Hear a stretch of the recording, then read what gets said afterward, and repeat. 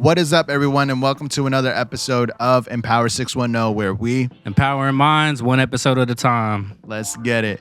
Today, we have two very influential women that empower the community through their aura and nonprofit organizations. Nyce, what else? Well, we have a very special guest, my homie, Miss Mary, OG of Hamilton Street, running the Caren Place. She's been out helping people and shifting the community in a positive way for probably 27 plus years. Am I right? More than that? More than that. More than that. See, I don't want to shortchange you. So, most recently, she was recognized by Lehigh Valley Style, right? For what? Influential woman. Okay. Something light. Something light? And must I say, because we got to put this in the video, she was killing the fashion game. Your Lehigh Valley Style picture was fire. It was giving big queen energy, Queen of Allentown vibes, dressed in all black with the gold on the top. Am I right or am I right? Yes. She's giving me the look. I'm so glad all that's on video.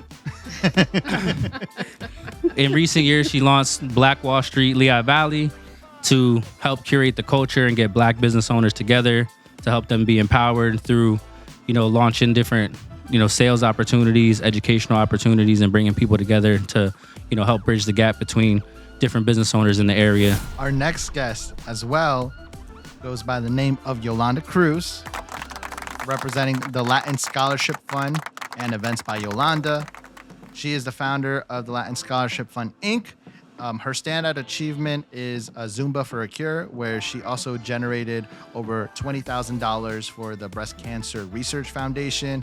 She has a 37-year corporate career with a lot of big-name Fortune 500 companies, such as E.F. Hutton, Kidder Peabody, Paramount Pictures, and Smith Barney.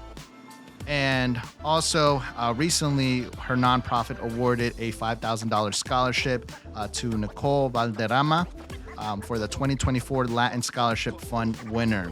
And she is now also hosting her second annual Latin Gala through her 501c3 to support the higher education of Latin students. Give it up for these two ladies. Nice. Love that introduction. Woo! I didn't even pay him for that. Free 99. Free 99. If you've been a follower of this podcast, you know that we're big into flipping pain into productivity. But sometimes we need professional guidance through our healing journey.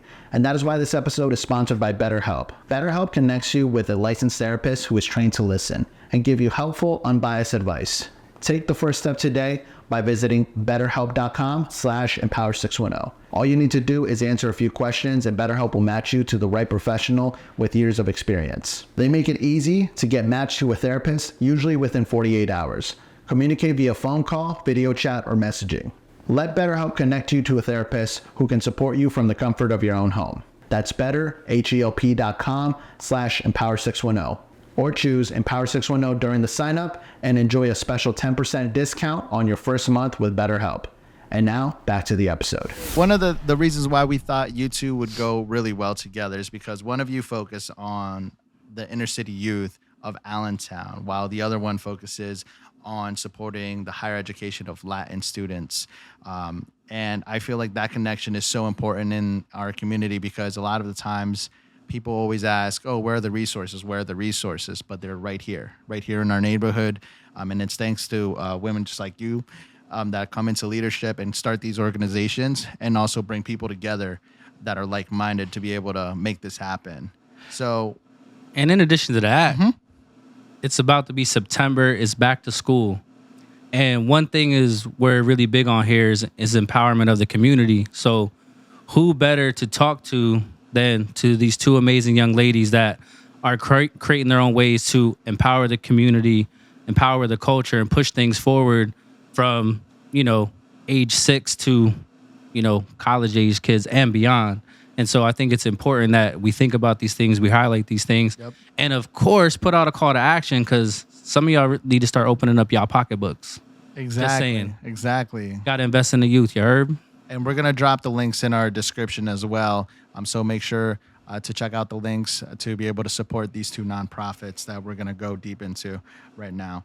So first question, and we're going to go back to back. So we're going to start with you, Miss Mary, and then Yolanda.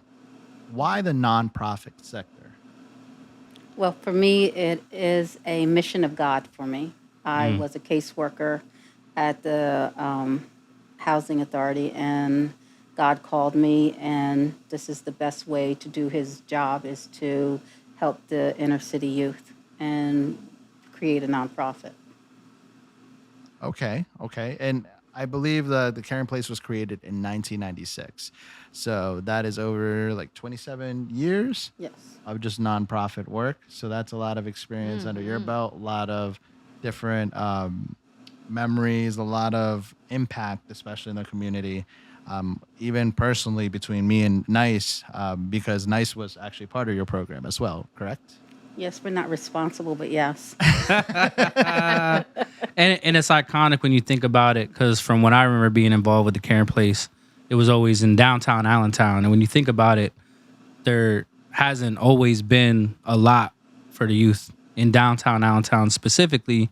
And so to see how much she's built up the program from when I can remember, it was just the first floor on one side to now being one of the very few, Black women who own a building on Hamilton Street, which is the third largest city in the state, is pretty iconic, So I think we need a round of we need applause to, for we need to that. highlight. So too. Shout out to ownership, real Yeah. estate. All about ownership, Yeah. true vertical integration of a nonprofit.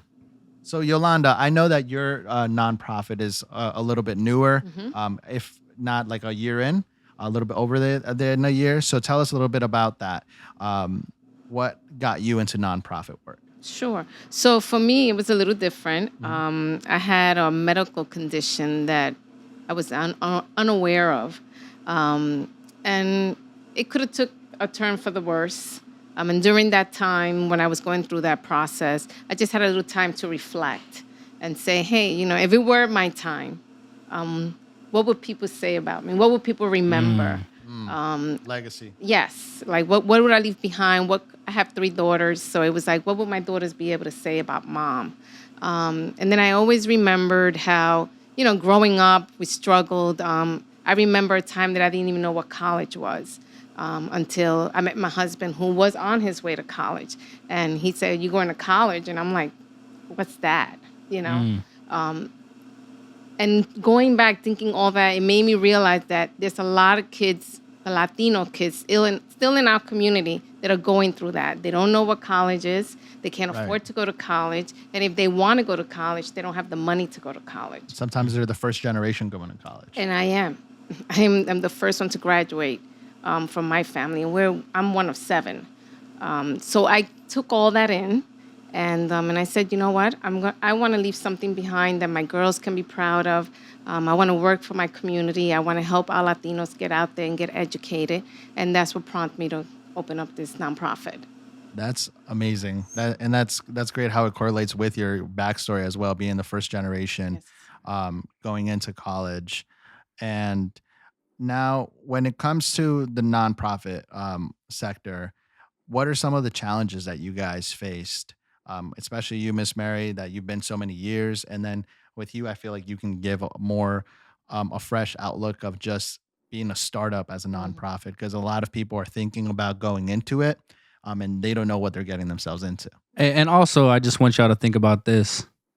People often think like nonprofit is like separate from being entrepreneurial, right? So I want you to think about that and speak to that as nonprofit is its own hustle to do the right thing for the people. So tell us a little bit more about that. Well, having a nonprofit, people think that it's free money because you get grants. And starting, it was that they had a grant and they used to grant 50 people and off of one pool of money. Now they have the same pool of money and they grant three people. because in fact, I even asked, why did you change this? And they said, well, they don't even have the staff to manage all the people. So they cut it down. So the pool has gotten smaller. The money's gotten a little larger, but it's just the idea you have, the whole United States buying for the same pool of money. And also, people don't realize you have to run this as a business. Even though you care and you give and all those things, but you still have to be mindful fiscally, and and also just the fact that you can't allow your heart to overrule your business, because you'll go under. That's a gem. Mm-hmm. Because I feel like there's so many times just in different business things I've done with a lot of different people, or just seeing or trying to help coach people through things with their business, they make it too personal. They put too much of their emotion into it and don't realize certain things literally are just business. So it's important to not take it personal. Yeah, and I feel like you have a really good balance of that, Miss Mary, because just from all the years knowing you, you show a lot of empathy to a lot of even some of these new business owners that are starting up that need a space at the Caren Place to just get their business started, and you're willing to do a helping hand, but at the same time, even from like past experiences, you learn that sometimes there's certain times that you can help and there's certain times that you can't help, Mhm. because sometimes when you try to help them at the wrong time, it actually ends up being like a little bit more damaging to you. Right. So Yolanda, when starting up like the Latin Scholarship Fund, what were some of the challenges that you came across?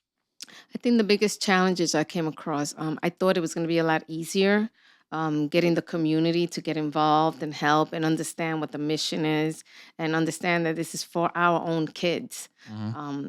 People automatically assume that just because you're opening up a nonprofit, or what are you doing with this fundraising money? Where is it going? And that's fine. I think people have the right to ask questions, but to think that it's going into your pocket and you're not doing the work that you're supposed to be doing, I think that's the disappointing part.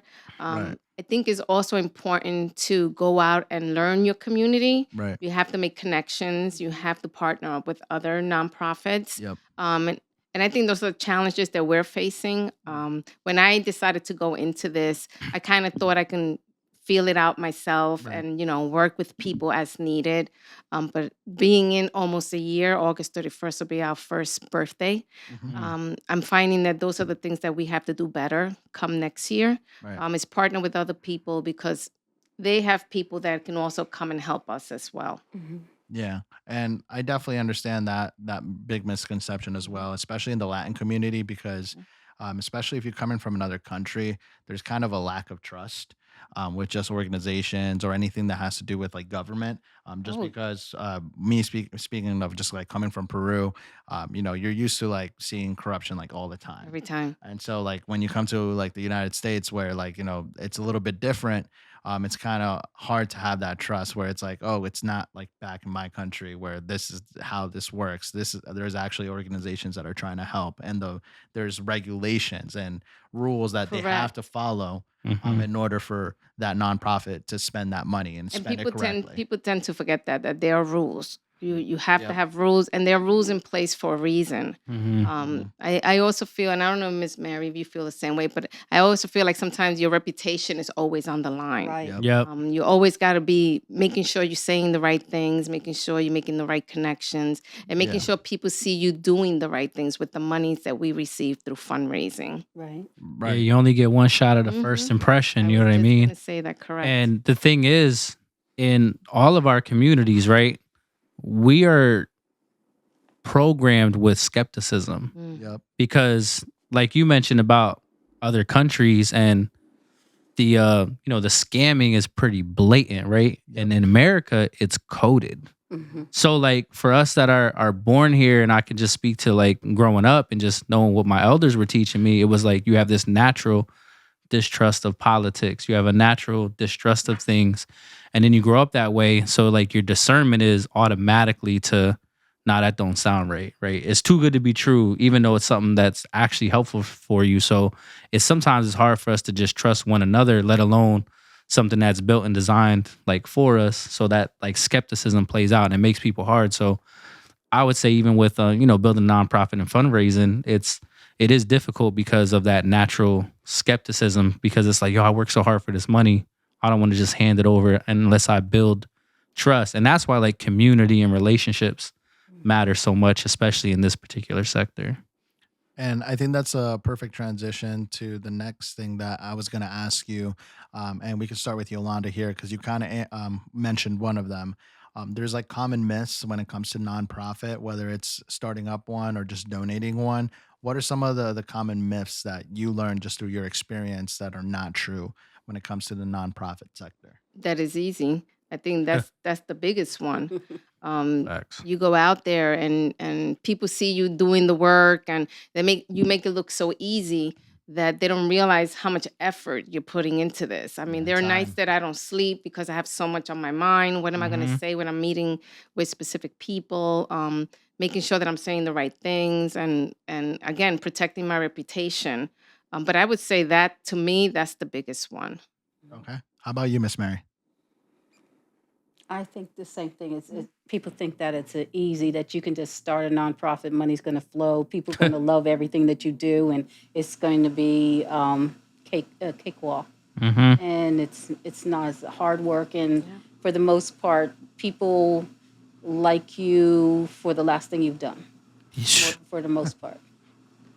But they'll remember all the things that went wrong. Yes. Yep. And those are the first things they'll judge you on. Yep. Exactly. Forget about the 10, 15 things you did great. You could do 1,000 things good for 10 years, and one little thing, it's like, boom, reputation gone. Yeah, and I think that expands just in the business space in general, especially with social media that they play and cancel culture being Everybody's a big play. too sensitive, man. Yeah, and so like it's very easy to have like one misstep and then it get blown up, and next thing you know, there's like an article about it and stuff like that. Yeah, that's fact. So the thing that I love here about is the dynamics that you two have with experience levels, right? So I know with myself, whether in education or in business and just helping and mentoring and coaching and consulting different people, a lot of times I give them the reality of starting a nonprofit because they do think it's easy and money's just gonna flow, and I'm always very raw and authentic about it. So given both of your experiences and the amount of years and skin you both have in the game in different ways, if you could do it all over again right now, what would you feel like you would do differently so that someone out there that's listening that's starting a nonprofit may be able to learn from? Sure. For me, I think I would have spent a little bit more time in the community to really get a feel for the project that I was willing to launch. Was it really that important to the community? Is it something that they really going to reach in and say, hey, we're going to go out there and we're going to support? Because we think they are, because, the Latin scholarship, you figure, we're going to help Latinos. We're going to get them through school. We're going to help them the best way we can, as much as we can. But people don't care about that. People just care about, the money in their pocket. Yeah, so They care about They only care about themselves. how to receive the funds, not how to raise the funds. yeah, and that's part of the business model how do you inspire care? Yeah. Right. Yeah. That's one of the hardest things to do. That's why I tell everybody I work with that I may have consulted on like event marketing. I said, you have to understand in this era, you know how hard it is to get someone to leave their house? Yep. That's one of the hardest thing to do is You're to right. get someone to leave their house. Yes. I have to You're going to stream it live anyway. I have to Yes. call Nyce Jonez like 4 times to get to this podcast before he gets up and leaves his You know house. what? I'm putting my call log on the screen because there's not going to be no cap on me. All right? It's about to be Libra season. It's not going to be tolerated. All right? Your season's over, bro. Yeah, his phone stay on do not disturb. Absolutely, because I protect my peace. But it is very true because like a lot of people align themselves to nonprofit because they think, one, the work is easy, or they resonate with the message and the whole vision behind it. But then when it comes to putting in the work, that's a whole nother thing. So, Miss Mary, I'm curious your perspective on it since, everything that you've done. If you were starting a nonprofit right now from the beginning, like what would you do differently than what you've done before? I actually would want to do what I wanted to do, like creating a board. I thought you had to have all the right people on your board and things, and come to find out that people had their own agendas. That's a And fact. you can create anything you want to look like what you want, not what other people are doing. And that I wish I would have done differently, and it would have been a lot better, because you have to combat everybody on your board if they're not all on one page. And you Yep. find that as they're there for half a year or to a year, and then you're fighting, not only just trying to get your business off the ground, but now you're fighting your board. Yep. Yep. And then they get salty and want to dismiss you because you're the director, and they could replace you and all those Yeah. different things, and it becomes a coup. And you see this in a lot of the businesses that have boards, where they create a coup, and there you go, you're sitting on the outside and you created the whole thing. Steve Jobs. Yes. Look what happened to him. So, if you create things the way you wanted to, not because of what is status quo. And I think you also mentioned something very important, is having key people in your organization and not just letting anybody in your organization. Yes. Yeah. Because that really can hold back like decisions or even actions being made, because that person has their own agenda, Absolutely. or Yeah. they're not aligning with that vision. Yeah, and I'll say that, like, I learned so much about that from you. Even though I don't have a nonprofit, I've consulted plenty of other nonprofits. So that's something I learned from you, just from my experience on your board and seeing how different people maneuver, and then just things that you told me about your past experiences. Like, I'm always listening. Like, I'd rather learn from other people and don't always have to learn on stuff for myself. But when I consult with other people, I'm like, all right, listen, if you're serious about building this nonprofit, make sure you build it intentional and do your research and talk to people, and then think of who are the type of people you want to help you make the decisions. Who do you want to help you build the house from the ground up Yep. to do it right, and make sure they have certain skills that are going to play well together, because otherwise you could build something you think is great. And like you said, you got people taking raw materials from you because they have an agenda. And the thing is, I think everyone should have an agenda, but it has to be the right agenda that aligns with your agenda, because everyone does have an agenda. Sure. But if it's done with positivity and love and they're willing to build, then all right, cool, your agenda can work with my agenda. Right. But just having the wrong board, they can actually hijack your business or nonprofit, where you end up with nothing, and then they turn it on and they mess up, and then it fails. And Yeah. it's all because of attitudes, or they don't like someone, or not you, or something that you did or said. And it could be just something simple like that. Yep. That's a big fact. Yeah. And so how about you, Yolanda? Have you ran into any of those similar issues with your startup? Well, I think for me, the most important thing for me when I was creating my board was that everybody understood what the mission was.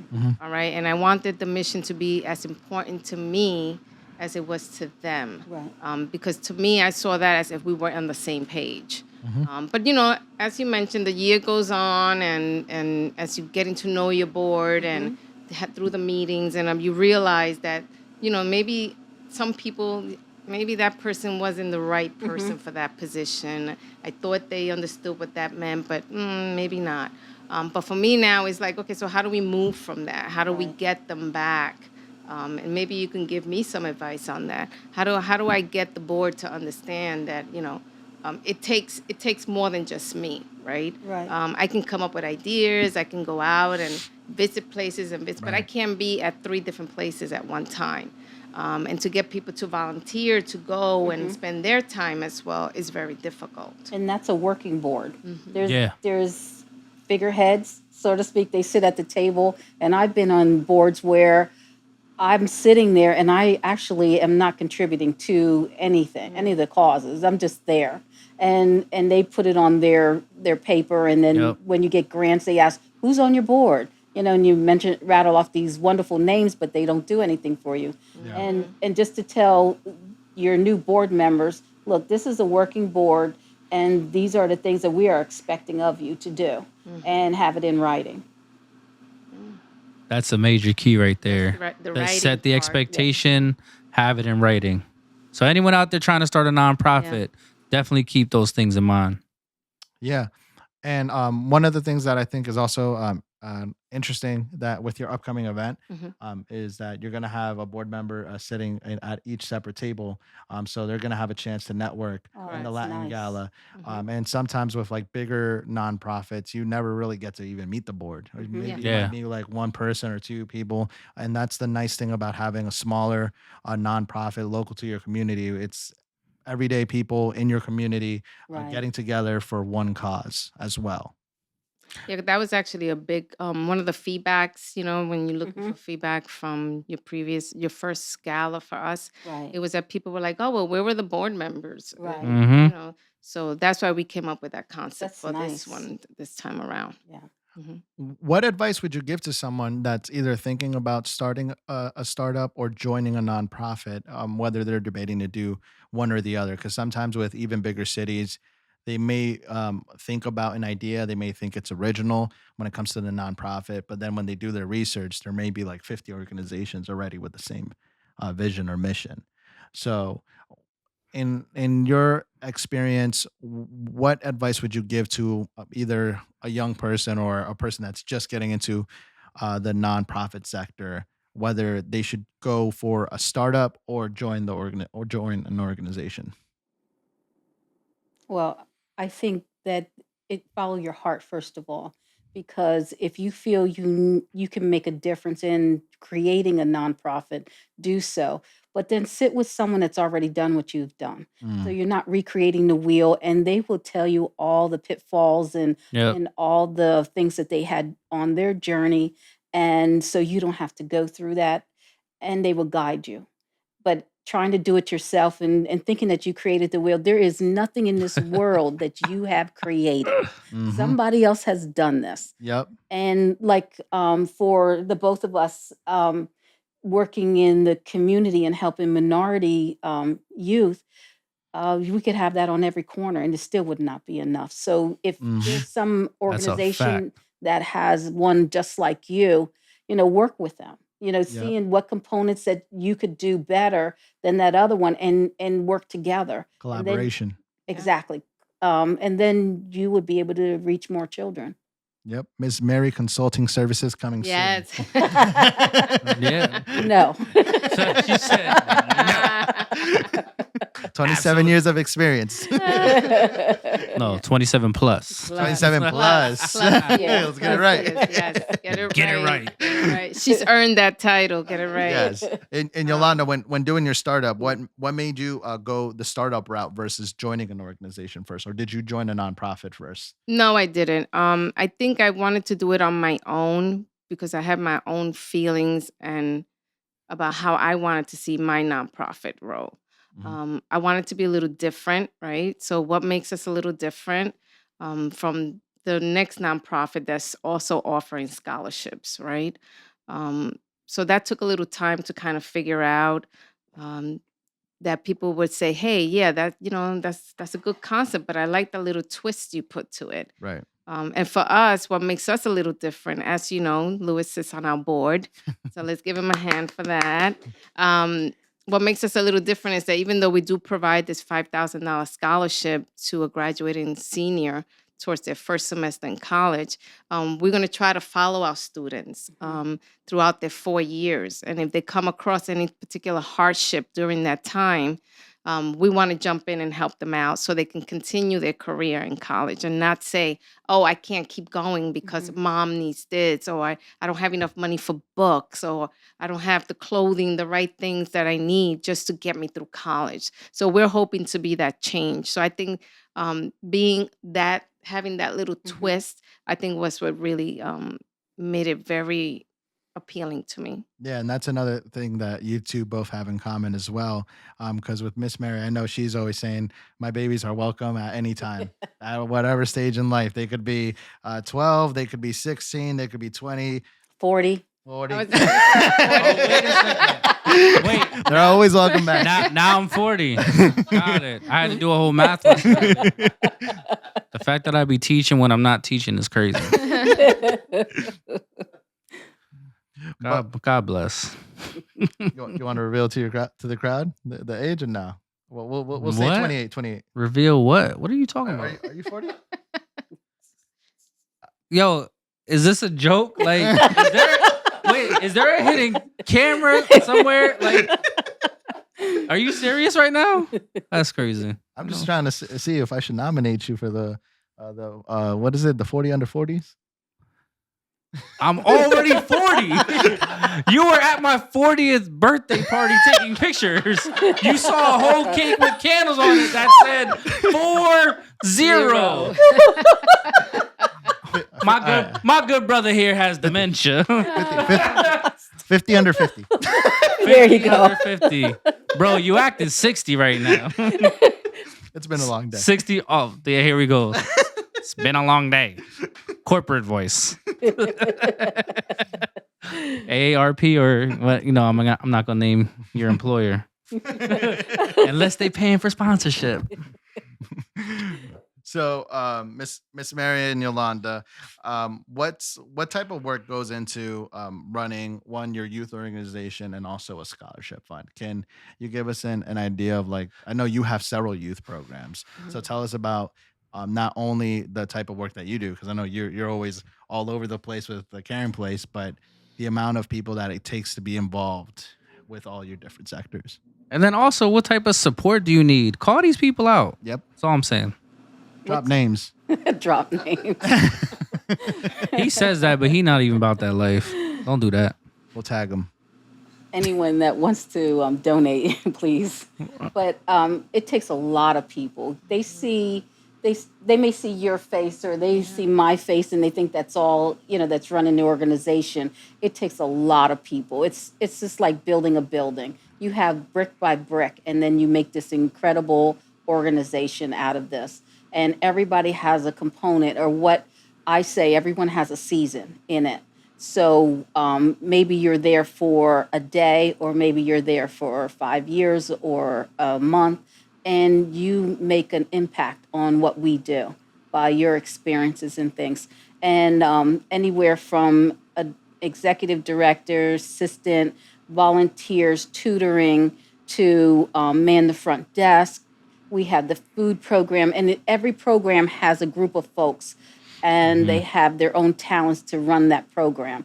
And a lot of them are volunteers. So it takes a whole lot of folks to do that on a day-to-day basis. Takes a few villages. Absolutely. Yep. And Yolanda, I know that you've been involved in the event space a lot, and that's something that you, Miss Mary, and Nyce Jonez have in common.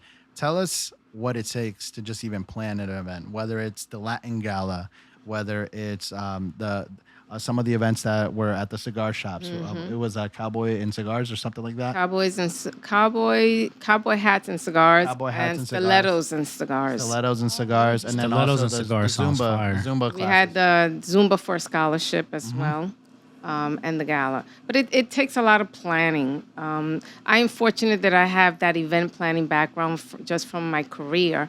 So it makes it a little easier because I understand what components need to be put in what place. But it's a lot of work. You got to come up with themes. Is it going to be exciting for people? Is this something people are going to be willing to donate or come out to?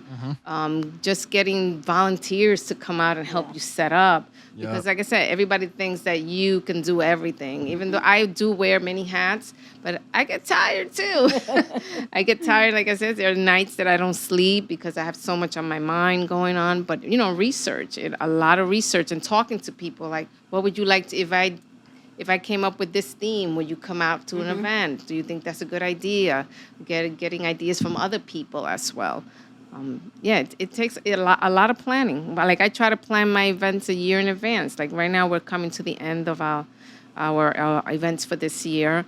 And as soon as it's over, I'm back at the books trying to figure out what are we going to do in January, what are we going to do in February, or maybe we'll go every quarter as opposed to every month, because it's a lot of work. It's a lot of work. Yeah, and a lot of people also don't take into consideration like the creativity that goes into it, because there's so many other events happening. And I know that we ran into this with like the Latin Gala, where You may decide like this is the perfect date, and then other organizations are throwing their events. It might be nearby, or then you start inviting people. You start finding out about other events and stuff like that. So when doing event planning, a lot of people really don't even take that into consideration. So a lot of it goes into it, and we experienced some of that with Empower 610 Day as well. Yeah, but the thing is, I be loving that. I'm not even gonna hold you. I think maybe it's just from playing sports back in the day or just being competitive. I almost appreciate it because it's like, all right, as much as I do playing and I hear about something else, and it's like, okay, cool. Let's see what we can do creatively to make sure we still impact the way we want to impact. And I'll never forget this, literally, because my party was across the street at Cosmopolitan when it existed. I had my magazine release party, and then people were hitting me up like, yo, Meek Mill's going to be in town performing right around the corner. Don't do your event. Cancel it. And I was like, absolutely not. I don't care because I know the numbers of the area. I know the type of crowd we're appealing to. And in fact, there was plenty of people that actually came to my event first and then left to the Meek Mill. So as far as I was concerned, from a dollars and cents, numbers, people, and impact, we still did good. And our doors were closed. The crowd was full by 11:30. You know what I mean? Which was pretty standard. But I was like, I'm not moving nothing for no rapper in town. There's no knock on Meek Mill, but it's more or less like I feel like we have enough people, we had enough of a loyal following that they wanted to be there. They didn't want to miss out, and that was more valuable to the people that we were impacting through that product. Yeah, but it's also getting that loyalty, right? Yeah, loyalty. It's building that loyalty within the community that people will say, "Hey, no, I'm gonna go support this because I know this person. I know what they're capable of, and I know what their mission is." As opposed to, "Oh no, look, so and so is down the block. Let me go to that. Forget this stuff here." And it was a heat check, right? Because theoretically, I needed to check the temperature. It could have been pure ego that I could have been left holding the ball, because if people knew what it would have costed me if I didn't have the right crowd to cover my food and beverage minimum, which for that particular night was $7,000. So if I don't have enough bodies spending money on liquor and food, I got to pay the difference coming out of my expenses. So for me, it was like, all right, that is a realistic threat, but I also love a good heat check. I'm a risk taker, so I was willing to bet on what we created, and it worked out. And I say this in almost like every other episode, Nyce Jonez is the most cockiest, humble person I know. Oh, Lord, what you call cocky, I call confidence. I'm from the Kobe Bryant school of taking shots and risks. So, Miss Mary, one thing that's unique about your nonprofit is the fact that your nonprofit actually owns real estate in downtown Allentown. Now, with everything going on in downtown Allentown, a lot of developments, what were some of the hurdles that you came across just from getting to that point of ownership? Wow. You have a moment. Take a deep breath. The fact that you're of color and own a piece of real estate is a problem for a lot of people. When you educate and you own real estate, it's a big problem for a lot of people. If I was singing and dancing and just shucking and jiving, I would have a lot more money. I would have probably a lot of people to help us out. We want to educate. We want to make our children better citizens and to be anything they want to be. And we encourage that. And yes, we play sports. Yes, we do sing and rap and whatever, but there's a whole lot more to us. Yep. And so saying that, a lot of opposition. And opposition and owning a piece of real estate, they say in every way, since we own the building, that they don't want us downtown. And to the point of being threatened to be arrested, guns, to trying to burn the building down, gas leaks because they cut our gas lines. This year, they rammed something. They're building the building next to us, rammed something in the side of our building that had penetrated inside our foyer area. And we're still working on that. And you can go past our building right now. And they had torn a piece off the corner of the building, which the rain came down into the basement. We've been flooded 4 different occasions. Wow. And we had to call the police to get our part of our building back so we can get it repaired. And it's still not repaired to this day. And it's been almost, I would say, 5 months now that we're still working on that, and the Wow. water's still coming in our building. Yep. And these are all the tactics that they do of constantly. I think every office in the city of Allentown has been to us, even animal control, which we got a report that we had bats that we keep so we can. They said that we were having the kids play with them, so they wanted to shut us down. Oh, wow. Wow. And this year they came and they wanted to say that I abandoned the building, so they were going to put an orange tag on.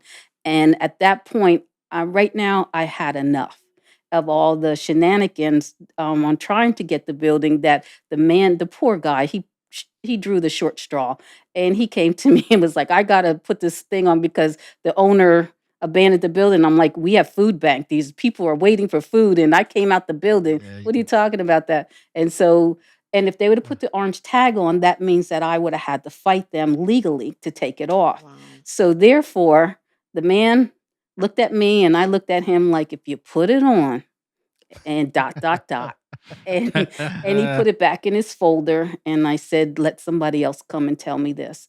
And so they didn't do that. But these are all the tactics. And what it does is you look at how God will continue to bless you, even though you go through so much. We are still standing. Yep. And like what we're dealing with now with the building, had they moved 2 feet to the right, it would have hit our main beam and the building would have been condemned. And that's Wow. through our engineer. So it will tell you that they try, but they're not going to succeed because of God and the mission that we're doing.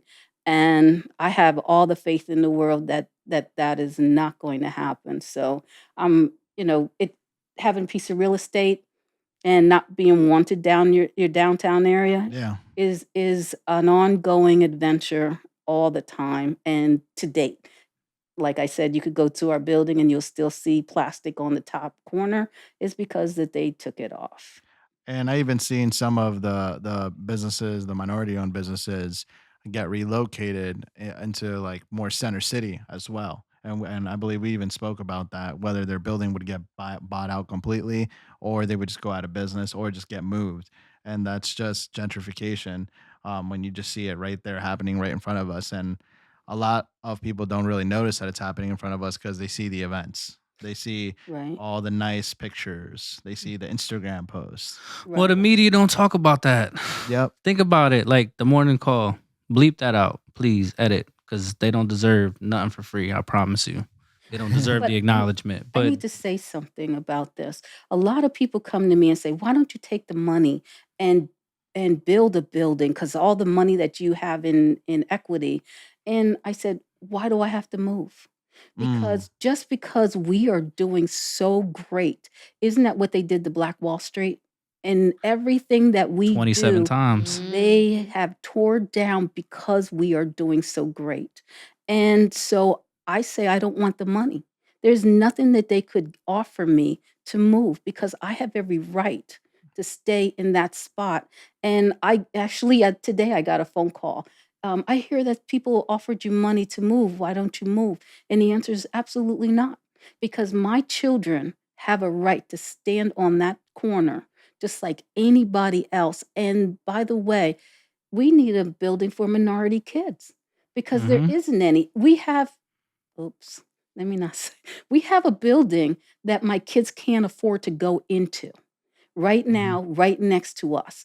And I don't understand why no one's saying anything. And this isn't the popular thing to say, but I look at it and say, why can't they go into it for free? Because it's in their neighborhood, Right. but they need money and it's not fair. So we're going to try and make that playing field as level as possible.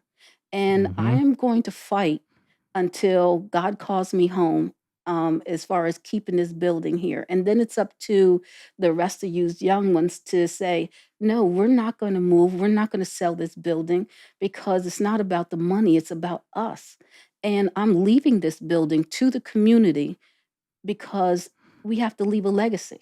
It's more than just a piece of real estate.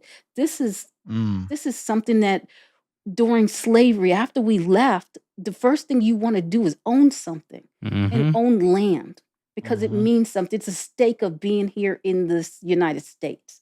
We are supposed to be here because we were brought here. So since we're here, we made the best out of this. And I feel I don't have any place. I have wherever I want to go.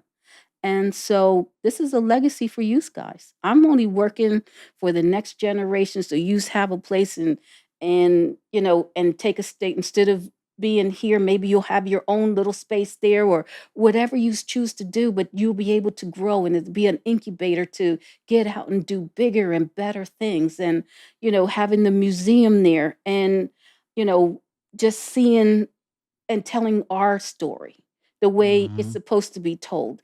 No, Christopher Columbus didn't do what he said. And, they're saying, and all those things that are in our history books that are not true. This is what this museum's about so that we can tell our own story and tell the truth of it. Only Christopher we acknowledge is Wallace. Let's go. Miss Mary went bar after bar. I'm sorry. We gotta give it up. We gotta give it up to Miss Mary right there. Speak your truth. Talk that talk. Miss Mary got true. ops and she's not afraid to call them out. Yeah. Big. Can big I have ops. guards after this? Sorry, you got me and Nyce Jonez. You got and the cast over here. you got ski mask shouty. got Ski Mask Shorty. That's all the security you need. Big facts. Wow. So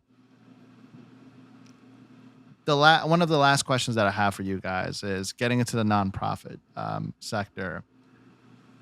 What is one memory that you guys had where you knew that you're making an impact, and it kind of gives you that reminder of this is why I'm doing it? If you could share one memory with us, I know you probably have multiple. Go ahead. Okay. Well, since I only have one, no, but it was we collaborated with East Stroudsburg University. They have a brand new Latina chapter that they just opened up it's probably a year old now. And they needed funding for their scholarship program.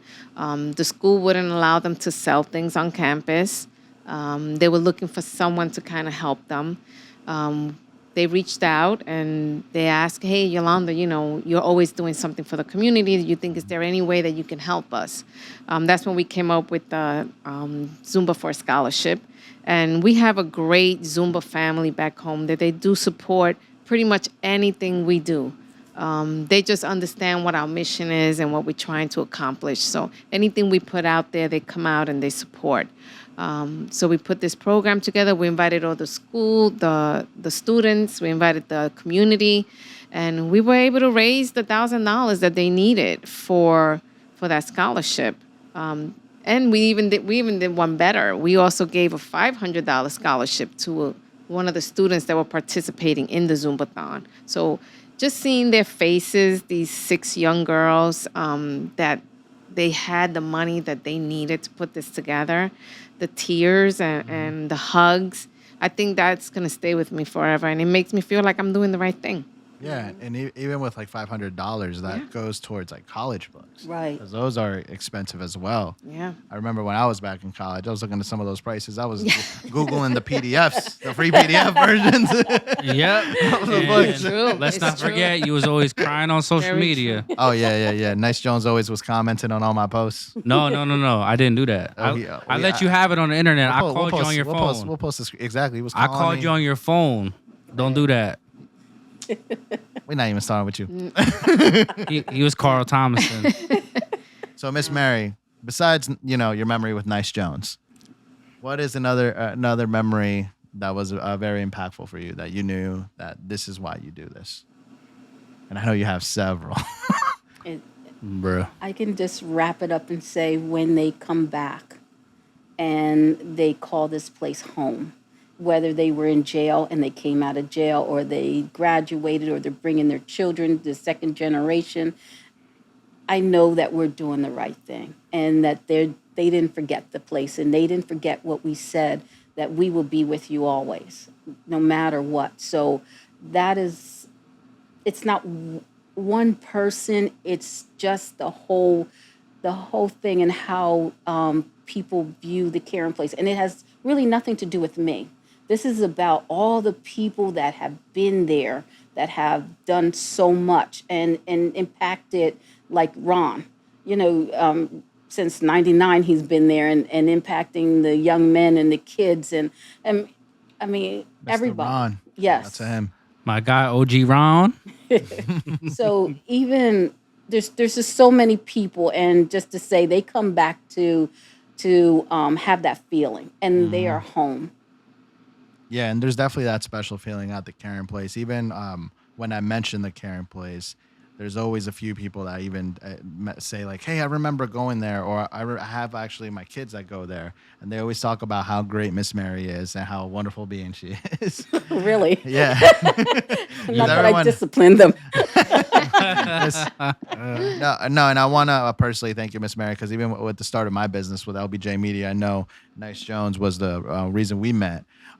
You actually gave LBJ Media like the chance of having an office space, of having my first couple of meetings there for my business. And I don't like, when I was searching for spaces and stuff like that, they were either out of reach.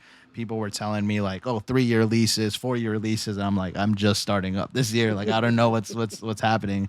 Then I spoke with Miss Mary. She told me about the vision of the Caren Place and everything along those lines. And it just aligned, and she opened her doors up to me. So I want to personally thank you for that, because that really like changed the trajectory of my business. Thank you, but I remember that day I talked you to death. You were like, please shut up. No. Like, this is part of my rent. So, are there any last words that you guys would want to share with our audience? And I know that both of you have some upcoming events with the Black Wall Street and also the Latin Gala. So, anything that you want to say? And to our can we audience? just quickly highlight something real quick and give a round of applause, because I know the Caren Place recently received $15,000 Yes. Let's go. wonderful. Key Bank. Hey. If any other corporations out there want to give something, holla at us. We have our second annual Latin Gala. Is on Saturday, September 7th at the Stroudsmore Country Club in Stroudsburg, Pennsylvania. This is our big fundraiser of the year. We're hoping to raise enough money so that we can have at least 2 scholarships next year. We do have a winner for our first scholarship this year, which we're very proud of. It took a lot to get that money together, but we did it. But I'm just going to say to the audience, like, we can't do this work without you guys. You guys are the only reason why we can have nonprofits, right? It's to help people, is to help whoever we're trying to help. But for me, it's to help our Latinos. Our kids need this help. They need this money. And if we can do it, they can do it too. But we can't. I always say it takes a tribe to raise a kid, right? And if you remember back in the days, we had our titis, we had our grandma, we had the lady down the block, and the abuela of the neighborhood, right? Everybody took care of this kid to nurture it, to make sure that they were growing up to be the best productive human that they can be. And all I'm saying is, help me be that tribe for our kids. Perfect. Miss Mary? Yeah. Well, we didn't mention our feeding program, which is Taste of Love, as you gave the name. And we were feeding 1,000 kids a week in our feeding program. And we don't feed them canned food. We actually make the food. So they had barbecue chicken, and they had I don't know, some other foods that they were asking for, but pulled chicken, barbecue chicken, and things like that. But what we care about is feeding the kids, and we do feed them every single day. They can come into our facility and get food, their dinner, and mom could pick it up at any time. As well as we have a food bank every Tuesday and Thursday from 12:30 to 3. And our after school program starts September 9th, and it runs from 3 to 6. And then we have our Black Wall Street that we have every Wednesday, third Wednesday of every month, and we highlight all the chefs that are in the Valley. They get to highlight their dishes as well. So there's a lot of things going on in that building, but I want to just go by what you were saying about how people need to understand that money is very tight, and where you have volunteers, we're lacking volunteers as well because people have to work now. It's not stay-at-home moms anymore, and so on. And so we both of us really need your help to make it a better organization to serve. I say, help me help them. And this is the best way you could do it. Come volunteer both our organizations as well as donate funds or time, whatever you have, even food. If you're a grocery store and have leftover food or caterer and things, all that matters into helping our community. And I want to thank you guys. I was taken back by you calling me and saying, no, I want you on, and thank you. After how many times she harassed us, she was like, why am I not on the podcast yet? Yep. We dropped the first episode. She was like, why am I not the first episode? Watch when I start releasing the text messages I be getting from people. That's so not true, though. And it wasn't as painful. Coming to my show and capping is crazy. It wasn't as painful as I thought it would be. So I appreciate that, and thank you so much. Of course. You agree? Yep. I agree. No, thank you for the platform, right? Without these types of platforms, we can't get our message out there. Right. And just to the community, understand that whatever you donate is a tax deduction for you. You get something back for giving. Right. And Yep. and try to remember that when next time someone say, hey, can you donate to us, you do get something back. And in return, you're making life a little easier for someone else. And that's something we got to talk about more is just taxes and understanding education of the codes.